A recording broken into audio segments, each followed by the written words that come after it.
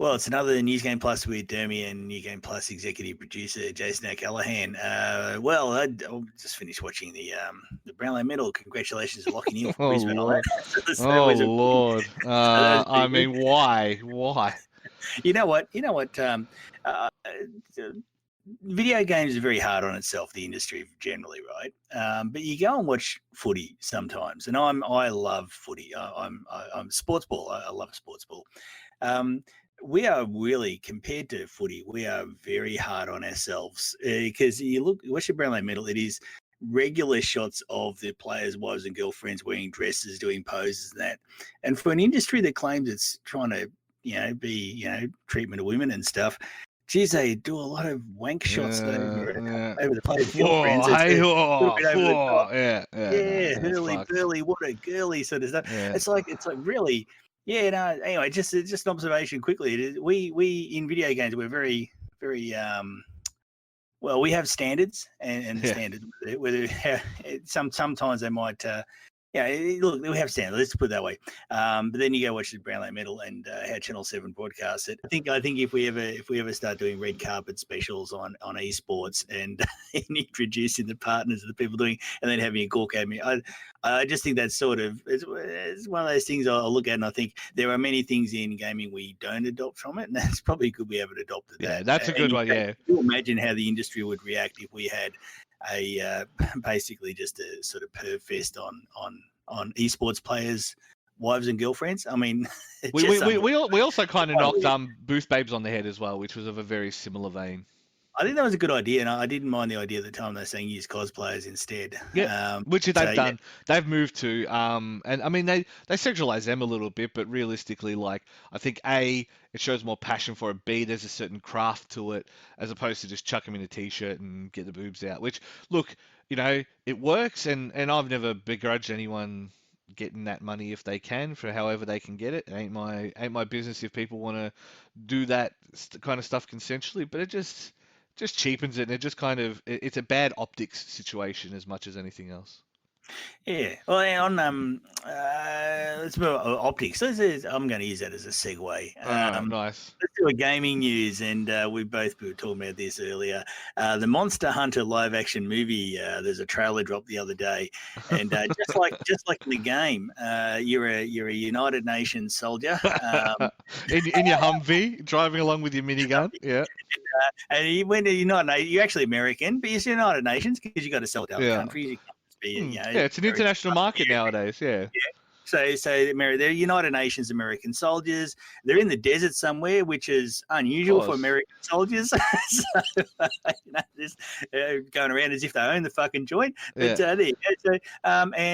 So and then I don't know. I look at that point. I just kind of lost a bit of interest. It's just another load of shit. But anyway, I thought we were getting better after Pikachu and Detective Pikachu and then the Sonic movie. I thought, finally gaming movies have turned the corner and, we can actually look forward to some good stuff. And then, just another US military in the desert. Yeah, look. Something else. Like fair dinkum, guys, just calm down about your fucking army. We have to see it in every movie. I mean, every movie now almost has the US pretending to be, Anyway, so that's the Monster Hunter movie. Couldn't be less interested in it right now, I've got to say. Look, multiple things that. Number one, you're absolutely right. Like, I mean, it's basically a recruiting ad for the military, and how they'll, like, a lot of them, they'll say, cool, we'll give you access to Humvees and planes and all this stuff. Oh, the Pentagon helps them out. They go to Pentagon. This is not a conspiracy theory. This is 100%. Everybody knows this. The Pentagon, if you have a movie you want to involve US military, the Pentagon will come along, check your script, help you out, adjust some things they need to, and they will give you access to really nice equipment. Yeah. And they do that. They do that because that's to push that American culture onto the rest of the world. Yeah. Sorry, United Nations. US cultural hegemony, and that's what it's about. And so that angle. So they've taken over a video game movie, and you know what? They were even in Sonic, which actually annoyed me about that. But anyway, and so exactly that. So that's the reason that's the angle. Number two, it's Paul W.S. Anderson, who's the Resident Evil guy. So Resident Evil, Alien vs Predator. I mean, he did the old Mortal Kombat movie, which was good. He did Event Horizon, which was good. But like he's known for that schlocky video game thing. It's the more well-made Uwe Boll movie. Like the first two Resident Evil movies, like Resident Evil, the original one, and Resident Evil 2, I'll defend them. Number one was really good. It was obviously its own kind of version of the story, but it covered a lot of the same, things, so it was fine. Resi 2, it was fine. It just wasn't as good. And then 3, 4, 5 is kind of like what Supernatural's become. It was all fan wank for the people who will watch them no matter what. Monster Hunter, again, the problem with it is, even watching the trailer, you can tell what the story beats are going to be. Cool. So the army are driving along. They see these weird things. They get zapped. They get taken into Monster Hunter World, right? So they get zapped to Astera. Like in the game. I remember, like in the opening of the game, same thing. Yeah, yeah. The director even said it's the most accurate video game movie conversion so far, which is an interesting claim. But, Yeah. Let's go with that. Look. Anyway, so they're getting zapped there. They're going to be the army. They're going to learn that their guns are useless. Tony Jaa comes along, who's the hunter of monsters, hence Monster Hunter. They meet him. He helps them out. They keep trying to use their guns. Their guns fail. He dies. She comes along and now she learns how to use dual blades. In the trailer, you see her going into rage mode on the dual blades. And then she will be the one who takes down the Raytheon or Rathalos that's been hassling him. That's how the movie's going to go. It sucks. But if there's a chance I get to see Tony Jaa near Diablos in the head, I will watch it. Because Tony Jaa is fantastic, and if you haven't watched his stuff, Ong Bak 1, the other Ong Baks aren't as good, but they're still okay. Ong Bak 1, The Protector, that's all you need to know about Tony Jaa. You would have seen him in random movies. I think he's in Final Fantasy, Fast and Furious. See what FF does? Doesn't matter. Fast and the Furious. Yeah. Fast and Furious, he was in, I'm pretty sure. 7, one of them, can't remember. Doesn't matter. There's so many of them. And then there was another one, another Hollywood-ish movie that he was in. But yeah, Ong Bak and The Protector. Tony Jaa's in those. If there's a chance he'll need Diablos in the head, I'm going to watch the movie. I'm not going to lie. I'm going to watch it anyway just because at this point in time, even going to a cinema in 2020 is going to seem like a novel idea. So. Oh, a novel coronavirus idea. Glad you picked up on it. I set you up for that one. I'm glad you grabbed it. It did. Yeah. Yeah. Well, it looks. Look, I suppose anytime I see the Americans have inserted their army into any movie where they don't belong, I kind of dig it. In my eyes roll. I just go, calm down, guys. They're always in the desert. Yeah, and there's never a negative thing. Like you never get to see they never talk about the poor kid who the only reason he's in there is for the GI Bill, but he loses a leg, and Lieutenant Dan's got 10 legs. You know what I mean? You never get to see that. There's a good scene here. You're referring to Starship Troopers. The infantry made me the man I am today. One of the best in any movie. Hey, I would also say, now I've got no problem with Mila Jovovich, whatever. Mila Jovovich, yeah. I don't know, but this is for something. Let's relate this to. There's a lot of backlash to a game recently where one of the angry, violent female characters was Butch. I'll call it that.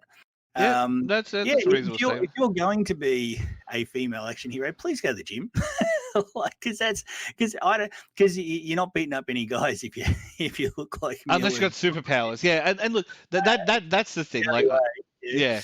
I think that was always a thing with even Ripley in the old Alien was like, yeah, she didn't look muscular, but as soon as she needed to rely on muscles, she literally uses the turbo lifter. Do you know what I mean? Or whatever the robot was called.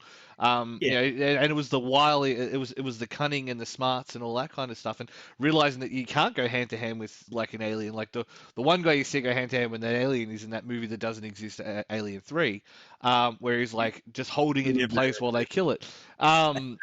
But yeah, like I think that's I think that is one of those things where look, for all the complaints about The Last of Us had is like, the chick who has dreamed of revenge on the man who killed her father for 15 years and has become a paramilitary soldier. Yeah, of course she's not going to be buff. You know what I mean? Like, what a dumb of course she's going to be. Like, of course, like every other spoilers. Every other woman in that group, one is like a doctor, and one is like a surgeon. I'm pretty sure that was like there's a surgeon, a general doctor, and there's another one, and she's the only one that's in the infantry. So of course she's big and muscular and capable of taking down a running zombie by herself. She has to be. Whereas Ellie, you have a look at Ellie's fighting style, it's all slashes. It's all she gets the knife out and she slashes. Whereas with Abby, it's well fucking come on then, you know what I mean? Like it's way more, dare I say masculine, but way more butch and makes absolute sense. And if of course, yeah. And there's no 60-kilogram girl. Now, both of us are reasonably large. You're a bit larger than me, but I'm not exactly small. And I can tell you, a 60-kilogram girl's not going to punch us and hurt us. Yeah. So stop doing that movies. In fact, the prototype for that, Frankie Adams, who's Bobby Draper in Expanse. Yeah. Go get her in every movie, please, directors. My argument is always there's a reason there's weight classes in fights. You know what I mean? Because that's not to say that someone smaller than you couldn't take you down. Of course they could if they'd studied martial arts, or if they'd studied whatever, or if they're willing to kick in the balls, hitch in the eyes, and do all the things that you kind of should be willing to do in a fight. But I think that unrealistic depiction of Hollywood.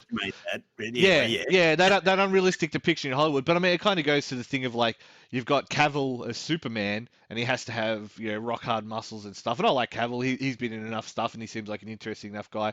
But then Gal Gadot's a superhero as well, and she's this skinny, lithe, but she's magic. She doesn't have to be muscular because she's magic. Whereas he has to be muscular because that's the male gaze. Men want to be Superman and they want to be with Wonder Woman, who's like the lithe Israeli supermodel. You know what I mean? It's all. I mean, you want to talk about male gaze? That's male gaze. You know what I mean? And so, to me, I'm just like, nah. Just give me that down, dirty, ready to fuck people up. In those scenarios, I'd rather that be the case.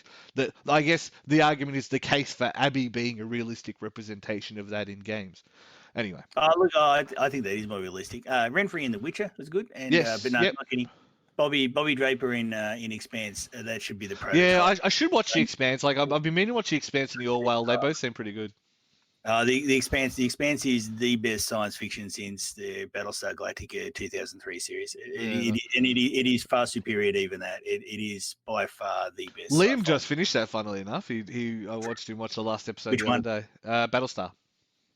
I'd be interested in what he thinks because, he's being the movie guy. Did he do a review? You should do a review for it for some. Maybe. Yeah. Well, look, there's a lot going on at the moment. We'll see. Anyway, let's talk about other video game news. We've covered basically everything but video games at the moment. We've covered. Cool. All right. Cool. Now Sega's giving away some games for their 60th anniversary. Yes. Probably, I know if people want or not, but the interesting ones, the Streets of Kamurocho. But it's Streets of Rage mashed up with Yakuza. That's a cute idea. I like that. Now, I'm going to mention some games, but they're time sensitive, so you have to get on quick, which is basically now, or probably before you listen to this podcast.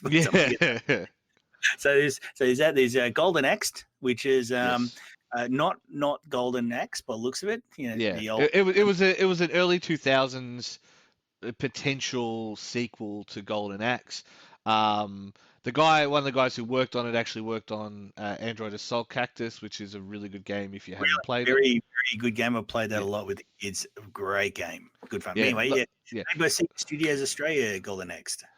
Yes. So that was the guys who worked on that. I think were part of what is now Creative Assembly, and I don't think they're in where they are anymore. Anyway, so a lot of the guys who worked on Android Assault Cactus actually met at Sega Brisbane, I want to say, and they were working on the I'm pretty sure they were generally working on the Shogun series and the Total War series and stuff, which is a Sega property. And so that was where they all met, and one of the things that they made was Golden Axe, and I think they were surprised to see the light of day after everything. So yeah. Yeah, well, the other one, Endless Zone, Arm of Heroes, and Nights into Dreams. Yeah. Nights into Dreams, which is a game that will make you happy to play. It's not that complicated. Just a happy game. It's what Sega does best. Have you seen his new one? What's it called? Balakur or something like that. No, I haven't. Ballad. It was announced at. I don't know. It's by the same guy who did Nights into Dreams. Nights into Dreams. Tanaka. Yeah. Creator. Yeah. We're Googling this. We're doing a podcast. Yeah, you're meant to keep talking while I'm doing it. While you do that, I'm going to go to the next. I did have one more Go. Yeah. And that is people have been playing Fall Guys. Fall Guys still the hottest thing. It's called Balan Wonderland, and it's basically very like you have a look at the character, you're like, yeah, I know you like, I know you want to make a night sequel. I've been to Balan. I'm not sure. I was gonna say, yeah, I got folks in Balan, yeah. When are they bringing out Geelong Wonderland? Oh God, Corio Wonderland.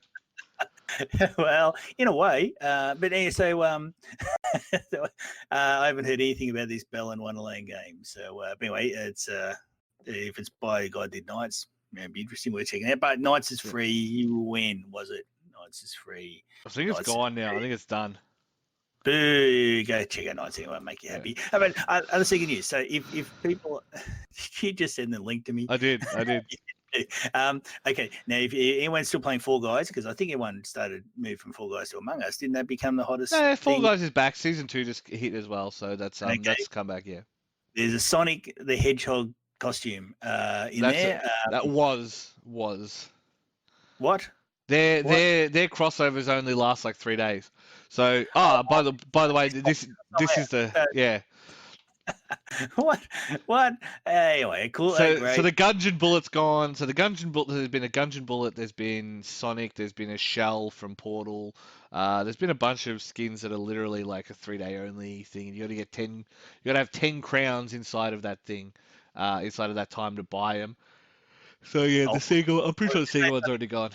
There's no Sonic one anymore than Fall Guys to get stuffed. But there was a Sonic costume, which is a cool idea. Okay. All right.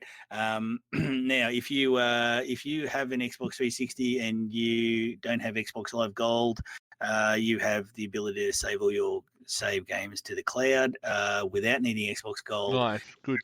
For getting an Xbox Series S or X. So for the backward compatibility there. So go nuts if you have an Xbox 360, but not Xbox Live. An interesting one there related to save games. There's a story that Sony apparently. Now, if you get, I might get this wrong, so you correct me if I got it wrong. Oh, well. If you're playing a PS4 game that's been upgraded to a PS5 game, it may not transfer your save game over. I've heard that is correct. It's up to the developer, which is an insane. Sony does this when they don't do stuff, right? And this is a history Sony has. When Sony wants to announce something but not do it, Scott Morrison style, what they'll do is they'll say it's up to the developers, and then the developers, of course, don't do it because they don't have to, and then Sony probably doesn't help. So it looks like if you upgrade a PS4, one of the games is upgraded from PS4 to PS5. Your save game may not be carried over, which makes me wonder, what the hell are they thinking? I mean, Sony's entire backward compatibility mess. It's worse than I can even talk. It's just a mess. Look. To me, I think the thing is, like, again, the PS3 was always going to paint them into a corner. PS2 and PS1, you can brute force emulate. I've seen decent PS3 emulation on PCs now. We finally hit the point now where PCs can kind of brute force a cell system and fake it well enough, you know what I mean? So they can emulate on that level. Even the high-level consoles, it's such a hard engine to, especially when you've got, you can't really configure around it. You can't really play with certain things on like the AMD chips that the new systems are going to have. PS3 was always going to be the issue for backwards compatibility, and it was going to require a lot of time and energy to code for that. Whereas the 360 backwards compatibility, while fantastic, like the job they did on the back, on the back end, the actual emulation on that, is fantastic. Like I'm yet to experience a game where I have any significant issues, but it was a much more straightforward system. Do you know what I mean? Like it was a straight AMD standard system, but like. But you know what? As a consumer, I don't care. No, and exactly was literally what I was going to say. I was like, but for the average punter, who gives a fuck? It doesn't matter. It doesn't mean anything. Like all of these things are true, and all of these things are understandable to a point. And I think more and more, it's showing it's really lacking, because you can understand why Wii U games didn't come. Well, no, I can't. I still think it's pretty lame that Nintendo sells them. Yeah, but at the same time, the Switch can't use discs. So you know what I mean. But the fact that you can't just access your saved Wii U games and carry them across, and they've shut the Wii Shop down and all that kind of stuff, to me is like, I mean, this is the problem with digital products, and that's the one thing I'll say about Microsoft. The way they've handled it is, well, no, it's not what they say. It's not the problem with digital products now because, like, well, the 360 library, you can access basically any games backwards. You still just buy it now, just straight up buy it. You know what I mean? Like, and a lot of original Xbox games and stuff, just buy them. They're on the store, just go buy them. Like, okay, cool, I'm just gonna go buy them. Like Saints Row 2, as much as I love that game, and Bully is another good example of it. I love both those games. They're two of my favorite games ever. But on PC, their ports are garbage. But when I can just emulate the original 360 version, you know what I mean? Like, oh, okay, I'll just do that. You know what I mean? Yeah, the I don't know. I think Sony's losing that conversation in a way I don't think they expected to. I don't think they expected Microsoft to double down on it, and I just think it's leaving them wanting just because Switch has the argument that they can't take discs anyway, and they've always been bullshit with their eShop, so people kind of knew what to expect. Plus, it's Nintendo, so they get a pass no matter what they do. For the internet, Nintendo. Yeah, exactly. Yeah, Microsoft have always had to work hard for people's love, which is fine because they. I mean, I remember the days when Microsoft were up on antitrust. Remember antitrust laws? I remember antitrust laws. I remember when America actually actively tried to stop monopolies. I remember those days. That was a long time ago now. And all they did was put Internet Explorer on your thing. You didn't even have to use it, but they put it on the install by default, and that got them a $2 billion fine in the EU. Yeah, good commie you were. Yeah, I know, right? I remember those days. But like, yeah, and to me, like, so Microsoft always had to work hard for people's love, and I mean they have. That's meanwhile, Apple do far worse, and everyone loves them because they're pretty. That's actually generally that's the ultimate privilege, being pretty. So. Yeah, I think the main thing with Apple is like the one thing that at Apple a lot of thing is that there's no announced back end for people to like they won't just hand you stuff over to law enforcement, and I think in a lot of ways that gave them a lot of credibility. They just can't be using court because they didn't get it legit. So yeah. But you compare Sony's backward compatibility to Microsoft. They've got a team working on it, and auto HDR coming in the Xbox S and X, so it'll add HDR, high dynamic range. I finally know what that means. A few podcasts ago. I finally know what that means. I have a 4K projector now, so yeah, right. To work it out. But no, it's but adding stuff like that, potentially higher frame rates on backward compatible games, and Microsoft have committed to everything you ever buy will work forever. So which is an easy promise to make, it easy to maintain. It's just like, if anything, like they're trying to patch that middle ground. They're trying to be the console Steam, and I don't think that's a problem. I think that's a good obvious niche for them to kind of take, and good luck to them. Like, I don't know, like, yeah, I'm an Xbot through and through, and yeah, Microsoft do a lot of fucked up shit. Hey, like, I'm not here to defend that, but I think from the gaming ecosystem point of view, I think they do more things like right than they do wrong, and when they do wrong, they lose out big. The Xbox One was them losing out big because they did real wrong. So hopefully they've learned their lesson and they realize what they can and can't push the boundaries of. Now, we said last week, doing things right and wrong. Last week there's a story that Sony's going to swap around the X and the O buttons on the controller, what they do. Now, and we did ask whether that was not necessarily for the Japanese, but for somebody near them. Yeah.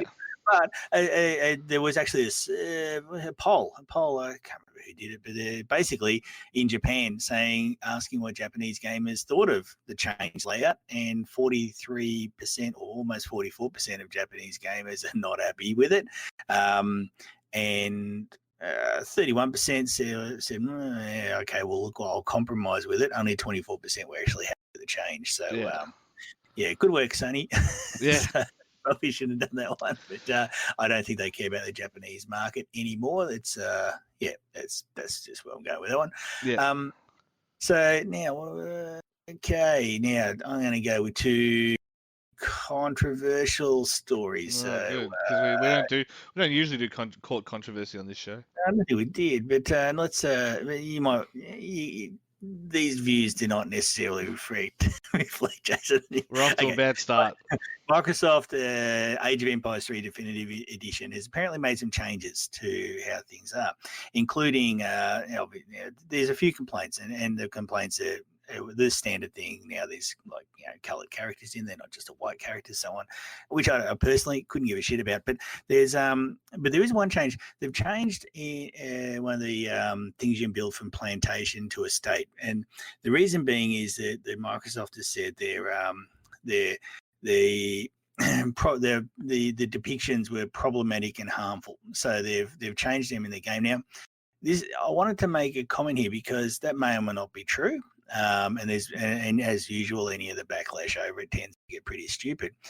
But this comes down to something that bothers me when we do this in games and elsewhere, where we take things that were true and we change them. We change history because by today's standards, we don't like it and it makes us feel uncomfortable, which is great, but we're pretending we rewrite how things were, and we should actually leave things as they were because that's how it was, and we either learn from it or we should be able to look back and say, you know what, that was actually a bad way to do things, that makes us uncomfortable. But we need to look at that. We can't be pretending that history was anything different. I know it's just a game, but it's something that you see every so often, this changing of how things were to suit modern sensibilities. The modern sensibilities I don't have necessarily a problem with, but how we used to do things need to be kept intact, because otherwise we don't know how we've grown, and we don't have an opportunity to grow in the future. My only counters to that, I think you're absolutely right. If you're making the gaming equivalent of Roots, you can't ignore Kunta Kinte's plight. Fair enough. You know what I mean? Like, it's so central to what that story is trying to tell. You need to tell it. Age of Empires sits in that weird spot. If someone says an estate when they're talking about the southern states or talking about the Americans, you have a pretty good idea of what they're talking about. And I think the other part of it as well is like, because I mean, this is even before American slavery. Like, if it was a plantation state, if it was like a Mauritius or something like that. I mean, Mauritius is a bad example actually, because they didn't really have an indigenous population to take over. But like, a lot of these places in the tropics and stuff like that. I mean, they were all sugarcane plantations, and it was the same thing. They were worked to death till they basically dropped. So I agree on that sense, but at the same time, Age of Empires, as much as it's a game about history, it's not necessarily representative of history. I think it would be more problematic if Civilization did it, because I feel like Civilization accounts more for the wider implications of society. But one of the things that's always annoyed me about like even Command and Conquer, Age of Empires, all that, is like you have one guy, and one guy in the grand scheme of things is meant to represent a platoon of that particular warrior, or like one farmer is meant to represent 100 farmers. It's that's how that's if you look at it from the scale, that's how it's meant to be. And I've always hated the fact that that's how it was, but I got it. It was a technical limitation. You need one token to represent 100 because you couldn't render 100 people in there. You couldn't tell it from the blocky mess if you did. So I definitely understand where it came from, but yes, like I agree that it is problematic to pretend these things don't exist. And I think were that core to the experience, I would 100% agree with. I think, to change it to, to go back and Spielberg it, to change guns to walkie-talkies is dumb. Do you know what I mean? Like, you still need that context. But yeah, I don't think it matters too much when you're talking about a game like Age of Empires. I think, like I say, I think having the different races with the with different complexions and stuff, I think that's reasonably fair enough. Like, personally couldn't give a shit about that. But, no, I know, but that makes sense. You know what I mean? Like, it's like, well, cool. Like, if you're playing as the Indians, well, they're probably not going to be. We should look like who they meant to be. Yeah, exactly. Like, so that's that thing. And it's like, if they look the same as the people from Sweden, you're gonna be like, wow, that's a bit awkward. So yeah, like, I agree with you. I think the wider sentiment is fine. I just don't think it is too big a deal in this. And I still think the use of the word estate still invokes that. If you said estate, it was an old estate house in southern southern Kentucky, people know what you're talking about. They got a pretty good idea that you're talking about like an old slave plantation. It's just as simple as that. Like, it's still a synonymous word. I don't think changing that word is a thing. But again, if the idea is that any plantation from any race from anything is no longer called a plantation. I'm like, I get it, but it's just like you say, it just seems like ineffectual because like while plantations do have that meaning in America, they don't necessarily have that meaning elsewhere. Do you know what I mean? Like it's again, it goes back to the U.S. cultural hegemony. Like they export their traumas. You know, like all their traumas Yeah, are yeah. Then unique. we have to view all our problems through their lens. Yeah, and when I say their traumas are unique to them, that's not to say that we don't have. Of course we do. Like we still haven't answered our case to the indigenous in our country, but it's a different conversation. Like it's like the part of the problem for the Americans is that they took people from Africa, dragged them. They have no roots to go back to. The bigger problem we face in Australia is that we're trying to erase the roots of these people who've been here for tens of thousands of years. So it's a different problem. Doesn't mean that there's no similarities, doesn't mean that there's no like camaraderie there, but it's a different thing. It's a different answer. Anyway, that's kind of off topic. Moral story is, I think, yes, I agree with the core message of what you're saying. I'm just not convinced it's a huge deal, and it just makes you roll your eyes more than it makes you like you're not going to start buying fertilizer over it, but it just makes you go, like, okay, sure, sure, Google. And again, American cultural hegemony. Like we started the podcast with American cultural hegemony, and we're probably going to end the podcast cursing American cultural hegemony. Actually, Yeah, yes. yeah. But, That's usually how our podcasts end anyway. Let's be real. So a large percentage of our listeners actually are from the California, San Francisco sort of area. Hey, like, maybe they look. The people who might have an understanding of the perspective that we're trying to offer. I said I don't hate the Yanks. I got no particular issue with the Yanks. I don't enjoy them at airports, but like. Just Yeah. please leave everyone else alone and don't say anything more about Well, Prime Minister. exactly. It's like it's one of those things. It's like I can always appreciate someone going, yeah, here's how we're fucked up, and I wish it was different. I'm like, yeah, I don't blame you personally for it, but you just can't pretend it doesn't exist. The second you pretend it doesn't exist is the second we ain't gonna get along, because it's like, yeah, all right, whatever you say, Chief. Like, yeah, that's again, I think that's where a lot of the Seppo Aussie fallouts begin, where it's like, oh, we had to do that, but let's not say silly things we don't mean. Anyway, moral story is, yes, your general point I think is a good one. We can't pretend history doesn't exist, and we need to learn from it. Like the other side of it is, yeah, it's probably a stupid like censor, but at the same time, it's like, yeah, you're not going to stockpile fertilizer over it. So well, I'm still going to play the game because Age of Empires is really good. It plays like you expect. I've been watching streamers play. I've never been big on them, like I said, but it plays like you expect. So I'm just generally not a fan of pretending history is different, because a lot of history is really, really sucks, and we need to never forget that, or we don't. If we need to be uncomfortable sometimes looking at it, or we don't try and be better.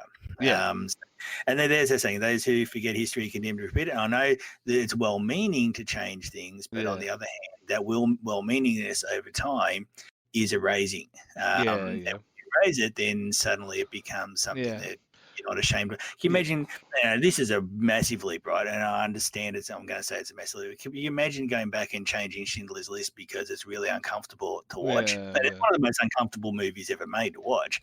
But could you imagine going back and going, like, you know what? We don't like the anti-Semitism. Well, that's a really almost frivolous way to describe it. I understand, but you don't change things. You actually look at it and you say, that makes me really uncomfortable. Well, you want people to feel like that's the one thing that Schindler's List did. It made people feel those emotions, that hopelessness, that the sense of dread, the mundanity of evil, and I think that is what people underestimate. It's the mundanity of evil. People want to pretend that the evil people are sitting there, cackling and grubbing their fingers together and blah, blah, blah. But no, it's the mundanity of evil. It's the evil of it's just the passive nature of these evil things that happen that mean nothing to the people who do them, or the people who administer these judgments or whatever, but mean the world to the people who are judged or suffer through it. And that is what we've done. And again, we've had games recently that have even done that in an old history sense. Like I still think Wolfenstein, both of them were fantastic games.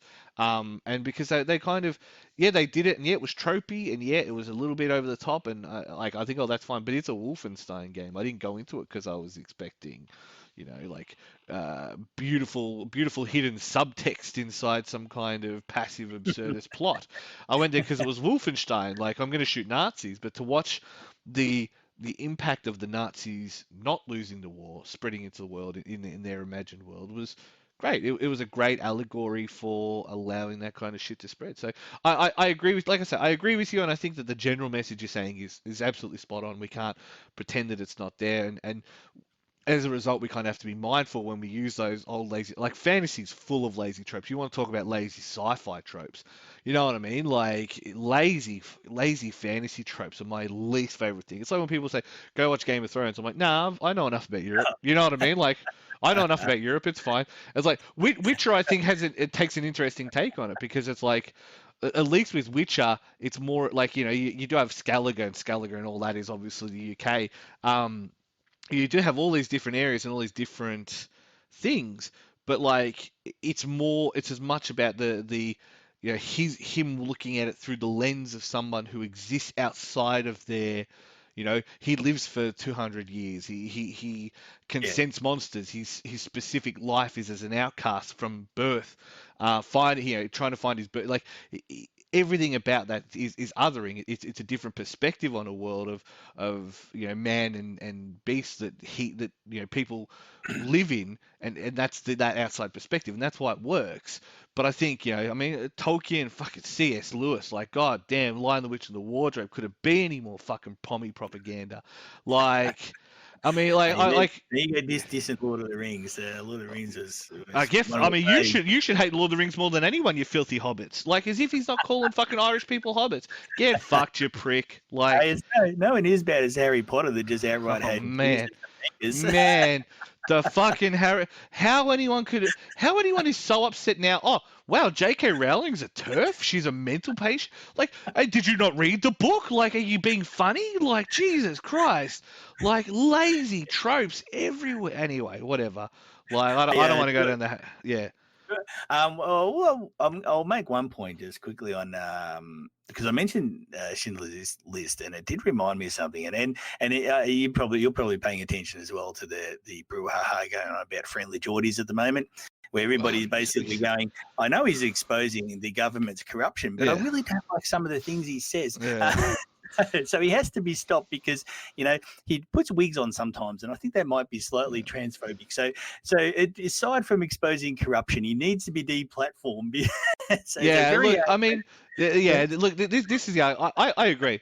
I think he loses potential allies by doing it, but at the same time, how many purity tests do you have to pass? The left fall well. out, the right fall in line, and all of the conservatives, like they hate the gays, but they'll stand with the conservative gays until such time as they don't need them anymore. But until that He point, is they're gay. united on one front. You know what I mean? Like pick whatever minority you are. If you're a conservative, they'll stand with you because the right will stand together and they'll make sure shit happens. And because they'd rather gain like a little bit towards where they want to be than bicker over the differences. Then they'll bicker over the differences once they're in. Once they've got what they need out of you, think left will do that first. The left will always cannibalize itself, and it always has, and it always will. Because you don't pass purity Well, tests, you ain't pure. So I was going to say, yeah, apparently I was reading Oscar Schindler was a bit of a womanizer, cheated on his wife or something, and that. So if you applied standards to people and say somebody has to be 100% pure and or they're and bad, Gandhi slept with little girls and hated Africans and all that yeah. kind of stuff. So Like yeah, yeah, sometimes you have to take things on it's on yeah. balance, on total, Yeah, and yeah. It's the I was going to go with there. it's the horse, not the horse shit. Like yeah. Yeah, now, one last one, because I don't think we discussed too much games. No, And yeah. there was a bit of outrage a little while ago when the Oculus, who's owned by Mm, Facebook, decided that you needed your Facebook account to yes. use your headset, which is a little bit insane. But Facebook obviously wants that data, wants it mapped towards your account, and so on. The way Facebook does things. But what apparently it could mean is if your account is not in good standing or gets Yeah. then bye bye VR headset and bye bye VR Yeah. games. And Yeah. That is an issue now, and this is an area where should and now okay, well we've got an Oculus now at home, and it's on my Facebook account, and the kids use it because I it's not really my thing. But so if I post the wrong thing on Facebook and Facebook goes, you're in Facebook jail, so I get zucked. And that hasn't happened yet. I'm actually quite surprised. Yeah, you're like I got my first warning the other day. Funnily enough. Yeah, I'm surprised it's only a matter of time. But then suddenly the kids put on the VR headset, and because the account's connected to has been zucked. No Beat Saber, for example. Yeah, or no. Like you can say no Otome novels for your daughter. It's fine. Like no one judges nowadays. So, but yeah, look, that's actually a thing that I think we need to start really asking questions about as a gaming community and as generally as community. Should, and I don't believe they should, should you lose your games and lose potentially a $900 headset, which the Oculus one, the Oculus Quest 2 is, I think, a little bit cheap, but should you lose a very expensive headset because probably your dad who set up the account posted some stupid political shit on Facebook? Yeah. Gerard posts boomer memes and gets his kids banned. What a shock.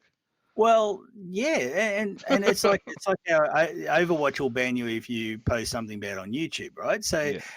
Those sorts of things that we really need to start asking about. Yeah. It's nice to say people need to be punished for bad behavior, but we really need to start saying, okay, when you're talking hundreds of dollars or thousands of dollars and people have actually paid for these things, you don't lose the use of your car if somebody tells Ford or Holden or Toyota, whatever, that you were in a road rage incident. Yeah. In fact, if you lose you could lose your license, but you can get demerit points in that. You don't like, they don't take your car off you and say you can't use it. There's no appeals in that. There's actually like a system in place to do this properly. And you have to do something pretty bad. Posting a meme on Facebook can get you zucked. Everybody knows that. The ability to get zucked is pretty easy. But this has been a thing on EA for a while. Like if you in the Origin days, if you had an Origin account and you got banned from their forums, you lost use of your games because the accounts were linked. Which to me is like, it's one of those things like, yeah, they were happy to take your money when times were good, but like, you know, it's like I'm not sticking up for, you know, any kind of bad behavior like that, but I'm like, yeah, but why are we letting, you know, the big bad capitalists off the hook on this? Or why? Yes. Yeah. That's it. And I need to probably, I mentioned driving a car. Like if you do lose your license, that's the government and the police, and you've broken a law, right? That is different to if well, I've got a Toyota, I've got a Prius because I'm a tree hugging lefty. So if I go and like toot my horn and yell at some dickhead in traffic, right? Toyota doesn't suddenly disable my car. Yeah. And in fact, if that happened, people would lose their minds. Yeah. But of course, if I break the law, and that is actually break a law, not use some harsh words or post something. Yeah, you follow someone home and bash them or something. Yeah, all right, see you in jail. Well, but see, that's not what's happening on Facebook, right? Or unless you're in France and you're a teacher. Jesus. That was on Twitter, which I maintain is worse than Facebook, but we won't go down that path right now. But see, the thing is, that's breaking law. And so, but you're not breaking the law by posting something bad on Facebook. It's not illegal. And in fact, it never really should be illegal unless it's actually illegal. You know what I mean? Like, it's not up to Zuckerberg to make laws for Australian citizens on an American social media. No, and look, I mean, I've had, this is the thing as well. Like, it goes back into that inherent bias. As much as we like to complain about the justice system, as a general rule, the justice system does an okay job. You know, like there's bigger drivers of crime than necessarily the lack of punishment. But like, you know, Facebook, I mean, I've seen people straight up say that, you know, like, you know, death to the Irish and fucking blah, blah, blah, and all these like awful things, but it doesn't matter because it ain't against a right-wing cause. But the second you have a go at someone for a right-wing cause, you're in trouble. Like, the old boomers will report you and you get done for it. Like, so to me, like, yeah, and then for you to lose access to things that you've paid for, that these people have been willing to take your money for, and then turn around and like, go, well, that's you know, well, that's the free market for you. It's like, yeah, I don't believe in the free market though, so that's why I think it's wrong. Like, that's always it's like, well, that's, you know, what do you expect? That's the free market. I'm like, yeah, and show me where It's not the free market when it's that's Yeah. theft. I don't care what anyone says. The Agreed. company takes your money and then takes your product off you. They can use any excuse you want. But if Yeah. that is against the law that the government does, the representative of the people, with a court system, a police to enforce it, a court system with appeals, with judges, and if it's a serious crime, trial by peers, that's all those systems are in place, then that's okay. But if it's just, like I said, you've got you got Dorsey at Twitter and you got Zuckerberg at Facebook, and you got other places, Reddit and all that, where basically they're Americans in one part of America effectively making laws for everybody else in the world, which everybody else in the world did not elect them and did not agree to, and then taking your property off you. And you can say, oh, you still got your headset and you're making your account. That's not the point. They're taking your property that you worked hard for and you paid for. But this was how they got around all that stuff. Like end user license agreements. You know, when we started chipping consoles, they realized that they were in the wrong and they couldn't beat it. So they started making you sign end user license agreements. And then suddenly the breach of that is a civil matter, not a criminal matter. And so, you know, in America, you've got the civil forfeiture laws. If they even believe that your property has been involved in like proceeds of crime, they can just take it. They don't have to ask questions. Like at least you have to prove it in Australia. Like yeah, it's kind of what they're doing here. So they're basically saying, and on Facebook you can be reported by some butthurt moron, right? Yeah. So, there's AI that does it. So there's an automated process. There's AI, very difficult appeal system and you may lose. And this is something that we need to get our heads around and really understand and start to push back against, because the idea that action by potentially somebody else on another platform can remove your purchased products from your use, I think needs to be understood more, and it really needs to be rejected. And the government needs to actually, I believe, step in and actually understand modern technology and say, no, you can't. Unless the police have been involved, unless it is an actual law that's been broken in the country, because I know the Yanks like to say that everywhere. They love to extradite you too, Big hello to Julian. You know, hey, you broke one of our laws in a totally different country, so we want you. So unless if you break a law in the country you live in, that's a different thing. But if it's but to have your gaming products removed, and the reason it's got away with it is also because it's video games and nobody really takes it seriously yet. But then to confiscate your products for something that may not be illegal, I think we need to understand. We need to start. A government needs to turn around and say, no, foreign companies cannot do that to our citizens. Yeah, no, never going to happen. But it's a lofty goal. Well, it probably a discussion needs to be had. It's one I've been pushing for a long time. But this thing with the Oculus Quest is what brought it up again. But yeah, look, it's only a matter of time before I get zucked for the stuff I post on Facebook. I'm not that bad, but I don't mind shit post every so often. You got a lot of people who stray on the other side of the spectrum from me, so I think you're covered for the most part. Oh no, I posted. Get this right. There was a thing on Q&A about disinformation networks. And I upset a few people because I said, well, Facebook and Twitter are getting rid of disinformation networks. I said the biggest disinformation network in the world is run by Rupert Murdoch, and nobody does it. And I had people like getting upset over that. Like, see, it doesn't matter what you post; somebody's going to get upset. So it's real. And then eventually the reports all start. People start trying to report you and say, oh, they've said something bad. Something will get taken out of context. Before you know it, bang! The kids will turn on the Oculus Quest one day. Yeah, and she can't kiss a handsome vampire boy. Like, I don't even want to know what she's doing.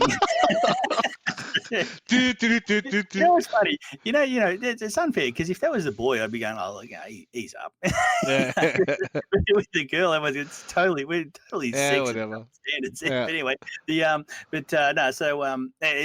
is something that people need to start at least understanding. Take it a little bit more seriously. At some point, put pressure on. I'd love to. A lot of work, but I'd love to actually, if anyone involved in politics wants assistance in understanding these things, and I don't know how to draft a law, but once a hand, I would offer my time for free to help.